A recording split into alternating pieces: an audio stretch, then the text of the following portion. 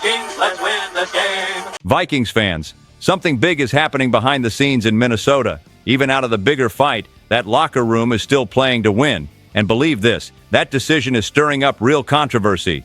On top of that, there are clear signs of new blood blowing up on defense. And there is a spark on offense that changes how we talk about 2026. And to pour gasoline on it, there was a strong message tied to the front office calling for urgent action on a re-signing. And at the end, there is a health update that hits the heart of every fan in purple and gold. Stay with me. But before we crack open every detail of this breakdown, real quick with me, drop it in the comments. What is your prediction for the game against the Green Bay Packers? This is a stands-level debate together, the right way. See why I respect Kevin O'Connell?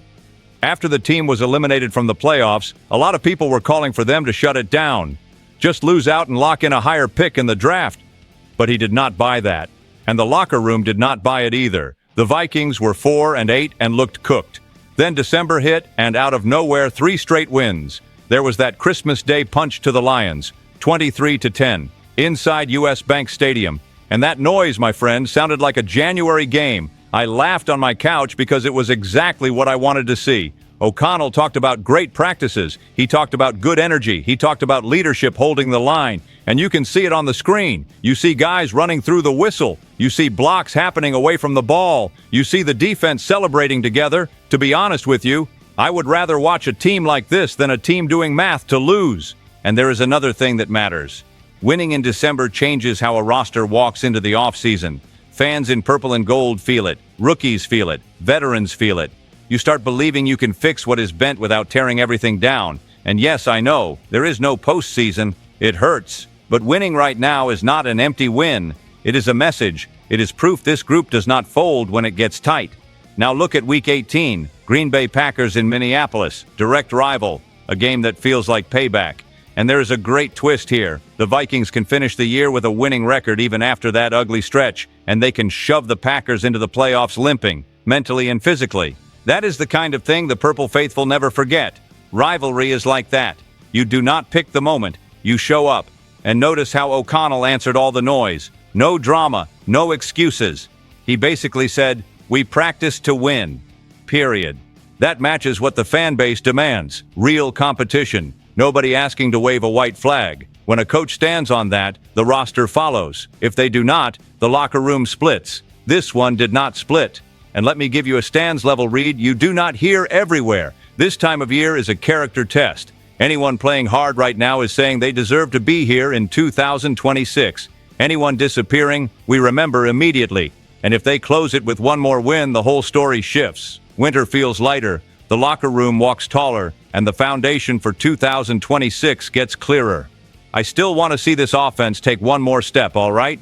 Tell me this. Do you love this fight to the very end, or were you on the tank it side? Truth is, 2025 has been way too weird. There were weeks where it looked like the Vikings could make real noise. Then the next Sunday it felt like a different team.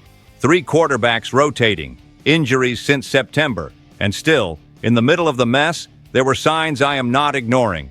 Talking about silver linings stings when the team is out. I get it, but there is stuff here that already changes the conversation for 2026. Start with Dallas Turner. This kid is turning into a real trend. It is not just a one-game spark. His first step is insane. It looks like he arrives before the blocker can even turn his hips. He wins with speed and hunger. And when Jonathan Greenard went to injured reserve, Brian Flores put more on his plate. And Turner answered. 6 sacks going into Week 18. 3 forced fumbles. That shows up in the box score. That shows up on the eye test too. There was a snap against Detroit where I just thought, that is it, kid. And then there is J.J. McCarthy. I am not going to sugarcoat the rough stretches. There were games that were hard to watch. The ball came out late. Reads got rushed. But there were also moments in the fourth quarter where you think, hold up, that is big-time quarterback stuff? And there was that stretch of 2.5 games where he played loose. He attacked tight windows. He showed real courage over the middle. He looked like a different guy. The problem is simple and brutal. Health. If he stays healthy, you can build and grow on that. If he does not, the team is staring at a painful decision.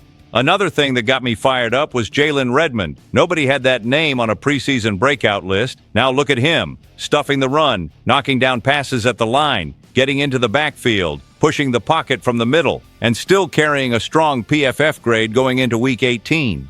That is not luck. That is a player who fits and stays consistent. That is the kind of find that upgrades a defense without spending a premium pick. And the most interesting part? The vibe around Kevin O'Connell flipped. People were doubting. Outside noise was loud. There was that fear the team would drag itself to the finish line. But 4 straight wins changed the face of the group. You see organization. You see a steady sideline. You see players buying into the plan. For fans in purple and gold, that matters a lot. Because nobody can take another season ending like a funeral. I sure cannot. So when someone says 2025 did not matter, I push back immediately. It mattered because it showed who can be a pillar. It mattered because it showed young defenders with real hunger. It mattered because it proved you can compete even when the offense is not humming. And it mattered because it gave a clear map of what needs fixing without excuses. The way Defend the North expects. Now hold on, because the next one is about Brian Flores getting a heavy message after the Lions game, and that could shake the entire future of this defense. There are games where you finish and just stare like, what was that? And Christmas against the Lions was exactly that. The Vikings defense ran them over, 6 turnovers, 5 sacks on Jared Goff. Detroit had no rhythm, no air, no answers, and the score of 23-10 almost looks normal. But what happened inside that game was a chokehold, snap after snap. The brain behind it has a name, Brian Flores. He built a plan that felt like a mean puzzle. Blitzes up the middle, disguised pressure, the Lions' offensive line calling protections, then missing the point. And when Goff tried to speed things up, hands were on the ball. Fumble, interception, more punishment. The whole stadium caught fire. That is the kind of football that has fans standing without even realizing it. And it was not just fans talking. Chris Sims dropped a strong message on social media after the game. He basically asked how Flores has not gotten another shot as a head coach. And I get the argument, because that was a masterclass. You win a game like that with almost no passing production. The Vikings barely did anything through the air and still controlled everything. That is a defense writing the script. Jared Goff admitted it afterward. He said they had a good plan. He said they exploited things. He said there were free rushers coming more than once. And when you hear a quarterback say that, you can feel the headache. He also said the Lions tried to adjust, but it was not enough. And that is the difference. Flores adjusted at halftime and came back with even more new looks. It feels like he saves a trick for the moment the opponent starts breathing. Then he pulls another one. And the guy shining in the middle of the chaos was Harrison Smith. 3 tackles, 1 sack, 1 interception. The veteran is still right there, man. And afterward, he spoke with pride about how the group played. He said it was one of the best defensive performances he has ever been part of as a unit. And he talked about the freedom the system gives guys to attack. You see it on tape. The player knows where he is, but he also knows when he can bite. But here is the huge detail. Flores' contract is running out, and there is already talk the Vikings are working to extend him. That changes everything, because if he leaves, you are not just losing a coordinator. You are losing an identity. You are losing the hand shaping these young guys. At the same time, if he keeps wrecking teams like this, another franchise is going to try to pull him up to a bigger job. Now imagine that same level of aggression against the Packers in Week 18. Imagine finishing the year with 5 straight wins and doing it on a rival. That becomes noise for 2026. That becomes respect. That becomes fear. So tell me in the comments, do you think the Vikings have to do whatever it takes to keep Flores? Or do you accept that he is going to move up and stay locked in? Because now the talk turns into a blockbuster quarterback, a massive name in the mix, and this could become a league-wide argument fast. All right, now here comes the barbershop bomb, and I know half the fans in purple and gold will love it. The other half will get mad. The name in the mix is Joe Burrow.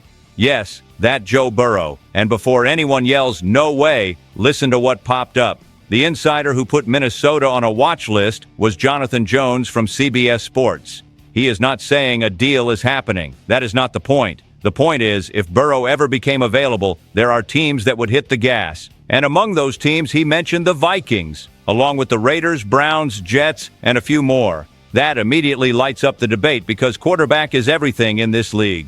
The root of it comes from Burrow's side. He has shown real frustration. He wants to win. He is tired of getting hit, and he does not want to spend his whole career playing through pain. Cincinnati has not protected him like they should at different points. And when a quarterback at that level starts saying things like that, the entire market pays attention, even if the odds are small. Now look at our side. J.J. McCarthy's year left more questions than answers. There were flashes. There were fourth-quarter moments that got you excited, but there were also too many games that felt like, you cannot live like this.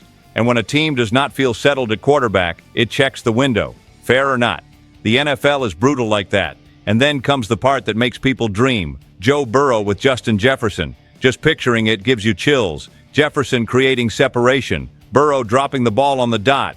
That turns into a video game offense, and it changes how opponents defend you. You take pressure off everyone. You force safeties deep. You open up the run. Domino effect. But it is not just a dream. There is cost. There is risk. Burrow is elite, but he has taken a lot of hits and dealt with injuries. You would trade a massive package and still have to build a real offensive line. If you do not, you repeat the same problem, and then having a Ferrari without a road does not matter. I have seen teams spend everything on one name and end up with no structure. It becomes years of headaches. Another thing, the same chatter made it clear that the most likely outcome is Burrow staying with the Bengals in 2026. It would be shocking to see Cincinnati let him go. And I agree, quarterbacks like that do not show up every day. Teams hold them with both hands. Still, the fact Minnesota is mentioned shows how the league views the Vikings situation. There is room for an aggressive swing. That says a lot about urgency. And I will tell you what really messes with me about this. Rumors like this create tension inside the building, because everyone knows what it means. Guys trying to establish themselves want stability. Guys trying to grow want time. And when a giant name shows up, it changes the air. Even the people who do not talk about it feel it. That is why Week 18 carries extra weight. If the team closes strong, the conversation shifts. If it closes poorly, the noise gets louder. And then comes the next story, which is not rumor at all. This is real life. This is about an icon who stamped this franchise in a way very few ever have. I am changing the tone here because this one hits different. The guy who popped back up after being quiet for a while is Randy Moss. And just seeing his name gives you that tight feeling in your chest. Moss stayed off Instagram for a full year. And when he came back, it was not a happy travel selfie. He came back with an image saved from a heavy period and a message of gratitude for doctors and for the people who prayed for him. His words point to a long recovery, the kind that tests you inside. He did not get into medical specifics in the post, but major surgery is not casual language. And what got me was the wave of support. It was not just Vikings fans, it was the sports world. Tom Brady sent love. Deion Sanders wrote a strong message. Justin Jefferson reacted in support. Even names like Jamie Foxx showed up in the thread. That tells you the respect Moss carries. It is not just the player, it is the person. And the backdrop makes it even more serious. Moss had already spoken about going through cancer. He said he is a survivor. There was that story about a mass being found, a long surgery, time in the hospital, then treatment, radiation, chemo, and he still tried to be on television through part of it. There was that talk about wearing tinted glasses on air because of his health, but eventually he had to step away, completely. And anyone who watched Moss play knows he never hid. So if he went dark like that, it was because things were big. When he comes back and thanks prayer warriors, that hits anyone who has seen a family member go through something like that. You think about fear. You think about sleepless nights. You think about tests. You think about that silence nobody likes. Fans in purple and gold do not see Moss as just stats. We see memory. We see Sundays that turned into a party. We see the end zone becoming his home. And then you remember a hero is still human. And it is impossible not to think about what he meant in Minnesota. How he stretched the field. The confidence. The straight cash homie attitude that became a brand. He was part of a franchise era. And now this story is not about touchdowns. It is about staying here. It is about getting through the worst and coming back to say, I am still standing. I will admit it, I stared at the screen for a few seconds without saying a word. And then you look at what it does to the current moment. The team is trying to find direction, trying to build something for 2026. And a story like this reminds you why you care so much. Vikings football is not just rankings, it is people, it is connection, it is identity. And when an icon like Moss shows up again, the whole fan base feels it. Even younger fans who only know him from highlight clips. And after talking about this, it is hard to flip back into rumors and spreadsheets, but you have to.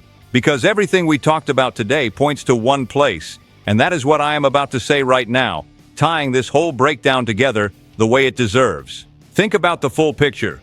Kevin O'Connell held the locker room together when it would have been easy to fall apart. Dallas Turner and Jalen Redmond showed up as real building blocks for this defense. The uneven shine from J.J. McCarthy left doubt and hope in the same hand. The Brian Flores masterclass against the Lions reminded the league that the Vikings defense can dictate a game, and Randy Moss coming back after a heavy year moved everyone who lives and breathes Vikings football. I am going to plant a flag. The Vikings are not as far away as it looked at 4-8. They are not ready, not even close, but they are alive. They have a base. They have an identity forming on defense. And when that clicks with the offense, that is when the level changes.